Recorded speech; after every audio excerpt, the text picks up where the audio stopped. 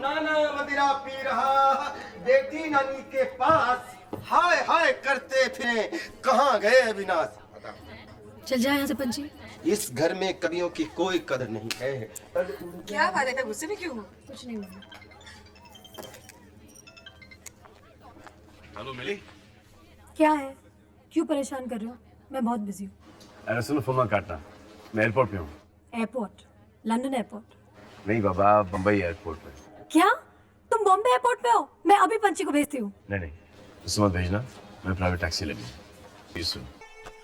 बेड़ा गर्क, काश ये खबर सुनने से पहले ये धरती फट जाती और मैं इसमें समा जाता।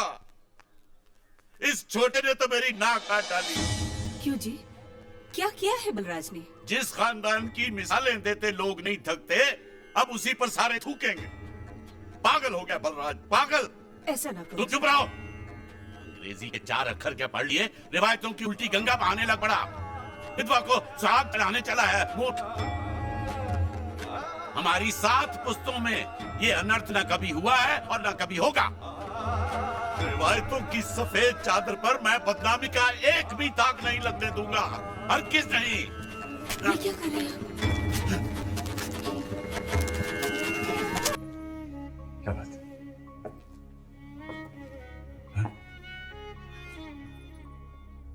ये सोचकर मेरे कदम आगे ही नहीं बढ़ रहे बाबा कि मेरा घर मुझसे छूटा जा रहा है।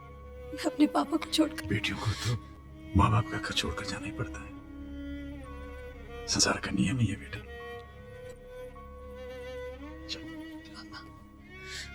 आपने मुझे बेटी कहा ही नहीं, माना भी है। मंडप में जाने के बाद इस रिश्ते की मोहर भी लग जाएगी, तब शायद मैं वो नहीं कर पाऊंगी जो मैं करना चाहती हूँ। बस एक बार, आखिरी बार मैं आपके पाँव छूना चाहती हूँ, आपके बहू के नाते। नहीं, बेटियां पाँव नहीं छूती।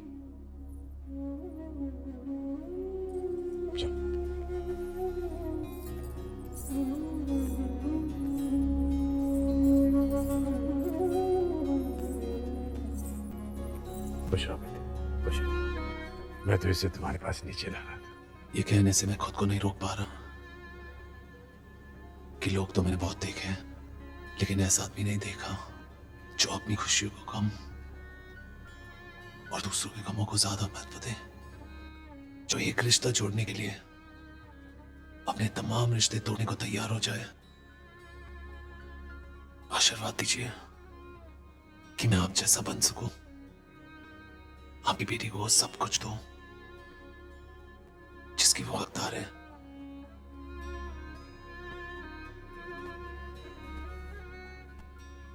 मुझे तुम पर पूरा भरोसा है बेटे।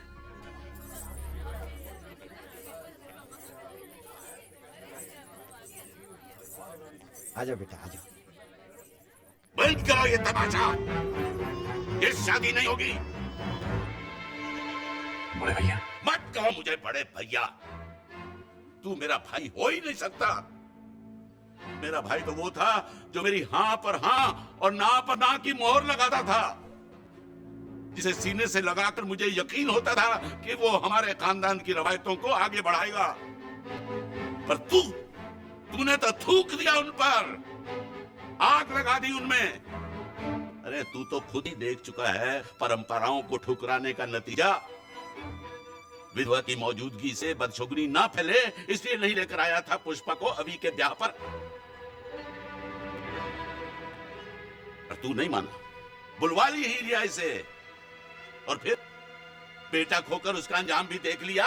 अब आप किसी का मुंह बंद नहीं कर सकते हैं चाचू। अपनी घर की बहू को गैर मर्द को सौंपते हुए आपकी आत्मा ने आपको बिल्कुल धिकारा नहीं? शर्म नहीं आई आपको?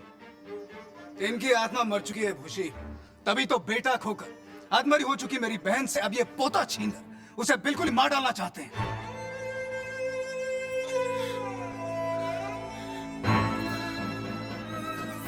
मम्मा प्लीज दीजिए, चलिए। और पापा को न जाने क्या क्या कह रहे, प्लीज मम्मा प्लीज। वाह जी वाह, अब आपके लिए वो पराई लड़की इतनी ज्यादा अपनी हो गई है कि उसकी खुशियों के नाम पर आप अपनी पत्नी की जान तक लेने पर उतारू हो गए। भगवान से डर छोटे, भगवान से डर। विधवा के दूजे ब्याह की बात सोचना भी पाप है, अनर्थ है, अधर्म है। और अगर अभी तूने अपनी जिद नहीं छोड़ी तो कसम पुरखों की शादी के इस हवन की अग्नि मेरी चिता की आग बन जाएगी। ये शादी कराने के लिए तुझे मेरी लाश पर से गुजरना होगा। अगर आपकी वजह से मेरे बाबूजी को कुछ हो गया ना चाचू, तो मैं सारे रिश्ते भूल के पता नहीं क्या कर जाऊंगा। कोई लिहाज नहीं करूंगा मैं। आप लोग जी, यहाँ पे कोई शादी वादी नहीं हो रही है, जाइए अपने घर। ओए पंडित, उठो। बैठिए पंडित जी, बैठिए। और आप लोग भी बैठिए। मेरे हुक्म के ऊपर अपनी जिद रखने की तेरी हिम्मत कैसे हुई? धर्म, समाज, परंपराओं को लात मार कर क्या तू ये साबित करना चाहता है कि तू इन सबसे ऊंचा है, बहुत बड़ा है, भगवान है? नहीं, तू पागल है, पागल। हाँ, मैं पागल हूं बड़े भैया, मैं पागल हूं। बहू को बेटी मानना अगर पागल बनाए तो मैं पागल हूं। उसके आंसू पोंछना अगर पागल बनाए तो मैं पागल हूं। उसकी अंधेरी जिंदगी में खुशियों की रोशनी भरना अगर पागल बने तो हाँ, मैं पागल हूं। क्या कसूर है इस बच्ची का जो मैं इसे इस चार दीवारी के अंदर कैद करके मौत की सजा सुना दूं, जहां न हवा है, न रोशनी है, न किसी समय की आस है। तेरी बच्ची कोई दुनिया की सबसे अनोखी विधवा नहीं है जिसके लिए तू अपने ही बंदों से बगावत पर उतर आया है। देख इधर, देख इसे, तेरे अपने ही छोटे भाई की विधवा है ये। पूरे 20 साल से खानदान की इज्जत को संभाले बैठी है अपने घर में। पूछ इससे, है कोई परेशानी? चैन से जी रही है कि नहीं? बता पुष्पा, तू ही बता। जी नहीं बड़े भैया, मुझे कोई परेशानी नहीं। 2 वक्त की रोटी खाती हूँ, तन ढकने के लिए ये बेरंग कपड़े हैं, और हाँ, सांस भी लेती हूँ। अगर इसे जीना कहते तो मैं चैन से जी रही हूँ।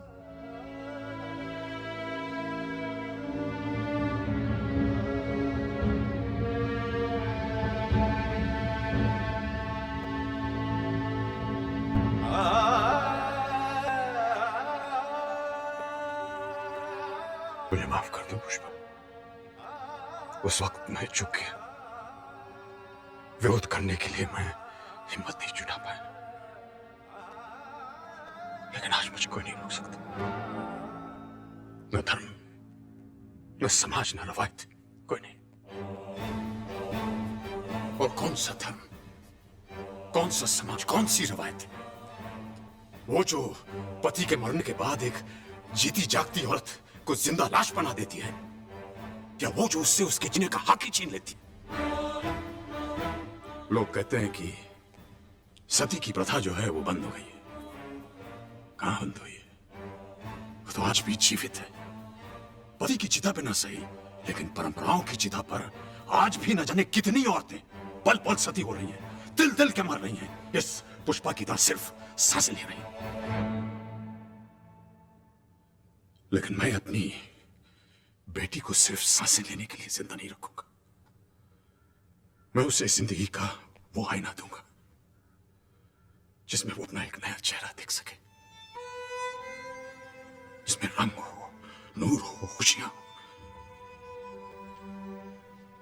बड़े भाई साहब, बड़ी विनम्रता के साथ मैं आपसे कुछ कहना चाहूंगा। क्या ये ठीक है कि परंपराएं बनाने वाला इंसान ही परंपराओं की बलि चढ़ता रहे? परंपराएं जिए, इंसान मरता रहे। परंपराएं बड़ी, जिंदगी कुछ भी नहीं। बड़े भाई साहब, आपको परंपराएं निभाना तो याद रहे, लेकिन पुष्पा के आंसू पोंछना आप भूल गए।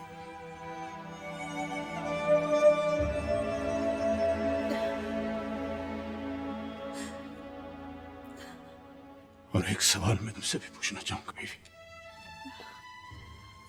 ये जो लड़की तुम्हारे बगल में खड़ी है, ये तुम्हारी बहू ना होकर अगर तुम्हारी बेटी होती, और वो जिसे हमने खो दिया है वो तुम्हारा बेटा ना होकर तुम्हारा दामाद होता, तो क्या तब भी तुम अपनी बेटी के उजड़े हुए घर को बसता हुआ देखकर इसी तरह विरोध करती? उसके सूने माथे पर एक नई बिंदिया चमकते हुए देखकर एतराज करती?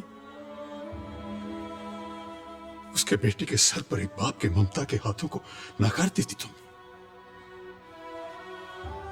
क्या करती तुम बेबी? मुझे माफ कर दीजिए। मैं स्वार्थी बन गई थी, खुदगर्ज बन गई थी। सच तो ये है, आप मिली के पिता बन गए, लेकिन मैं ना इसकी मां बन सकी, ना आपकी पत्नी। आज जब इस तूफान में आपको सबसे ज्यादा जरूरत मेरी थी, मैंने आपको अकेला छोड़ दिया। भगवान भी मुझे माफ नहीं करेगा। यजमान, राहुकाल आरंभ होने वाला है, जल्दी कीजिए। अरे नहीं पंडित जी, राहु काल तो तभी आकर चला गया जब मेरे जैसे पागल को अक्ल आ गई। छोटे, मुझे माफ कर दे। नहीं बड़े भैया, नहीं, मत क्या मुझे बड़े भैया, मैं इस लायक नहीं हूं। नहीं, मैं बड़ा नहीं, बड़ा तो तू है। आज तुझी से सीखा, जिंदगी बड़ी, परंपरा छोटी।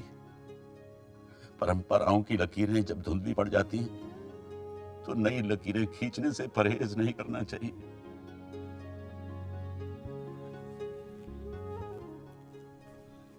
पुत्र जी, देर तो बड़ी हो गई, अब मेरी बात का कोई मतलब ही नहीं है। पर बड़े भैया समझ के मुझे माफ कर देना। ऐसा मत कहिए बड़े भैया। चलो आओ भाई।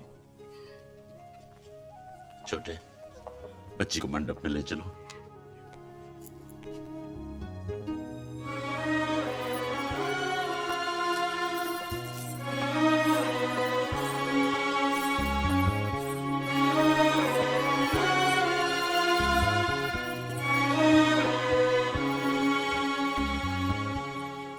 पंडित जी शुरू करो। ओम सहस्रशीर्षः पूर्वकः सहस्राक्षः सहस्रपादः स भूमिगुं तस्त्वत्वा तत्तिष्ठत शशांगुलम। कन्यादान के लिए कन्या के माता पिता को बुलाइए। वही भाई साहब।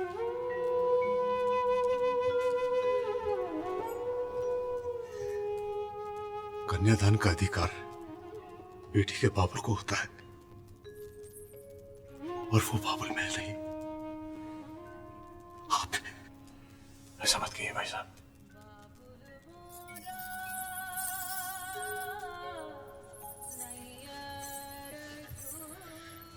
महके की धैर्य लाने के बाद काश हर बेटी को आप जैसा बाबुल मिले पापा। आप जैसे बाबुल के हाथों जिसका कन्यादान हो, उसे खुद भगवान आशीर्वाद देने आते हैं। अपने जिगर का टुकड़ा जो दे दे, अपने लहू का